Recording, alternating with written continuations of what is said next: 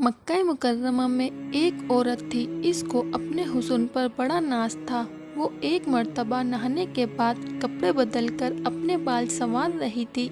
आईने के सामने खड़ी थी और अपने आप पर बहुत फरीफ्ता थी कि मैं बहुत हूर परी हूँ। खावंद को जब देखा तो इसने बड़े नाज नखरे से बात की कि है कोई मर्द ऐसा जो मुझे देखे और मेरी तमन्ना ना करे।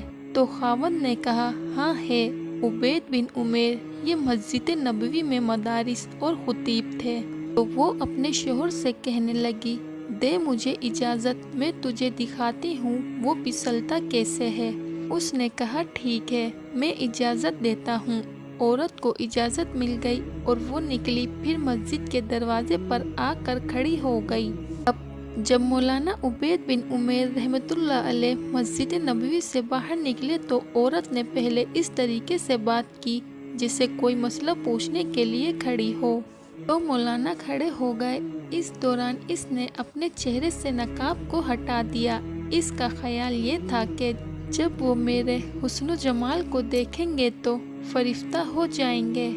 जैसे ही इसने ऐसा किया तो इन्होंने नज़र हटा दी और कहा, देखो क्यों ऐसा काम के बारे में सोचती हो जिससे तुम्हें दुनिया में भी जिल्लत मिलेगी और आखिरत में भी जिल्लत मिलेगी।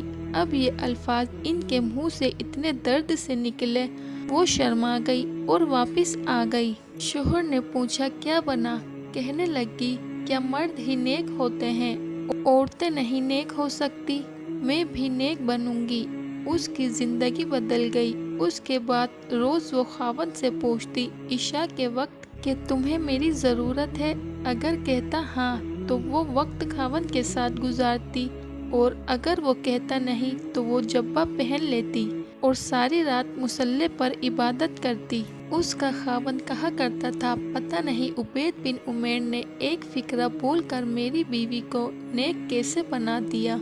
परवरदिगार आलिम ने इनके दिलों में एक असर डाला हुआ था। ईमान कामिल उनके दिलों में था। और यही नहीं कि सिर्फ बड़े लोगों का ये हाल था, बच्चों का भी यही हाल था। ये वाक़या हमें सिखाता है कि किसी भी गुनाहगार को हकीर न समझो। अल्लाह जब चाहे दिल को पलट दे। तौबा का दरवाज़ा हर वक्त खुला है।